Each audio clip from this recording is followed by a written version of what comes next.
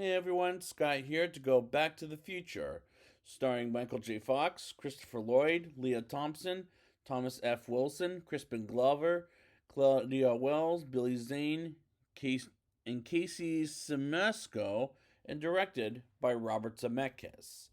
Now, I saw this movie for the first time when it was being re-released, as a $5 flashback feature in theaters, and this was like back in 2006. I didn't see it when it came out, and I never saw it at home as a little kid.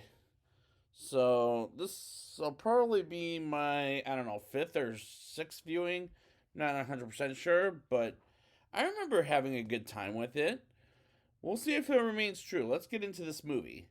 We open with Dr. Emmett Brown's place as Marty McFly, played by Michael J. Fox, arriving there and testing out his stereo. Talks with Doc Brown himself, played by Christopher Lloyd, on the telephone, and he's late to his school in Hills Valley as his girlfriend Jennifer Parker, played by Claudia Wells, speaks sneaks him until Principal Strickland says to his face that there's no good chance in life like his father. And as a protagonist, Marty is very relatable, and I like him in this movie. Marty sees his father being picked on by his bully friend, I guess, Biff Tannen, as he wrecked the car and does his reports and is his supervisor at his job and making his father do the work, and he's being the biggest antagonist in the film. And the movie does a good job at making us relate with Marty and his family, including his mother Lorraine, his brother Dave, and his sister Linda, and I really like them as characters. We see Doc Brown as for the first time as he gets the car that can take Marty and himself to the future and the past, I'll say, as he tests it for the first time with Doc Brown's dog Einstein. And at 88 miles per hour, it works, and the special effects seemed cool at the time, but it's out of date in 2021, which feels like a big problem in general, but I could forgive it at this point. And I do like the car, it's very well designed. Doc Brown is found by some bad guys, and Marty gets in the car and drives it and travels to 1955 when his father and mother were in high school and almost gets killed by a farmer and his family and is out of some special fuel that Doc Brown has invented in that year as he's near Hills Valley.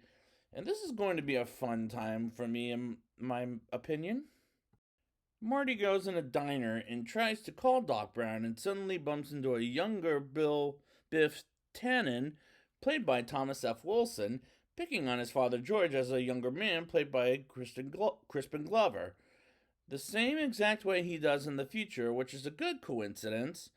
Then he meets his younger mother Lorraine Baines, played by Leah Thompson as a younger lady, and meets her family and has dinner with them while Lorraine has a crush on him and goes to Doc Brown's house to ask him to make a time machine, but Doc almost locks him out, but Marty tells Doc how he bumped his head as he told him when they met in the future.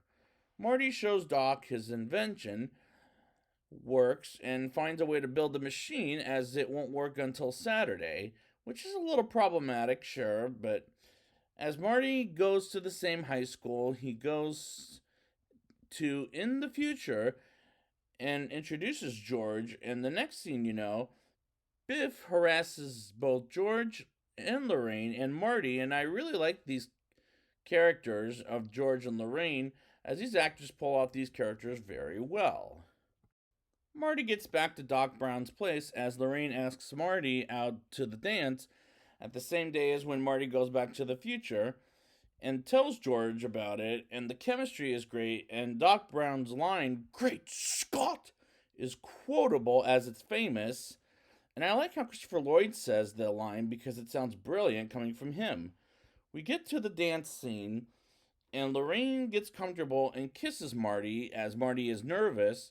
Biff harasses Lorraine, and his squad puts Marty in a trunk of some African American singers, and George comes in on Lorraine, and Biff as George saves Lorraine, and that's when they fall in love, which was earned as they continued to dance.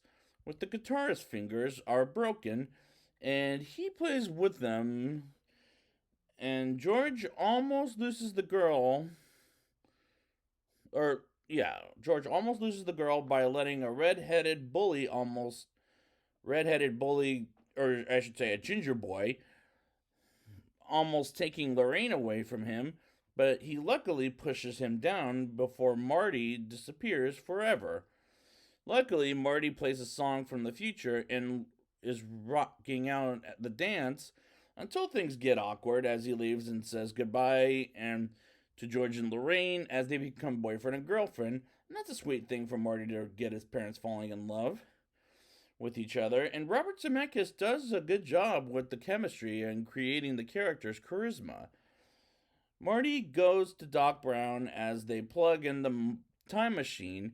Marty almost can't go back, but Doc reaches another plug and puts it in and goes back to the future and sees the bad guys crash into a building. And fortunately, Doc is alive and takes Marty home and goes back 30 years in time in the future and sees his family reunited as a family. And Biff has his own company where he cleans cars, and Marty and Jennifer almost go out until Doc Brown tells them, let's go back to the future with Jennifer. And the climax, as well as the movie, is fun from start to finish.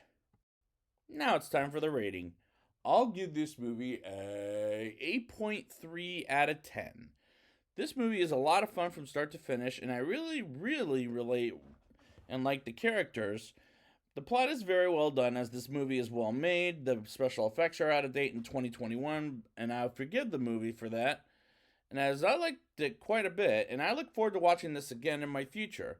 So I'd like to thank you guys for joining me, and now we'll be back next time with Back to the Future Part 2. And until next time, great Scott, let's go back to the future.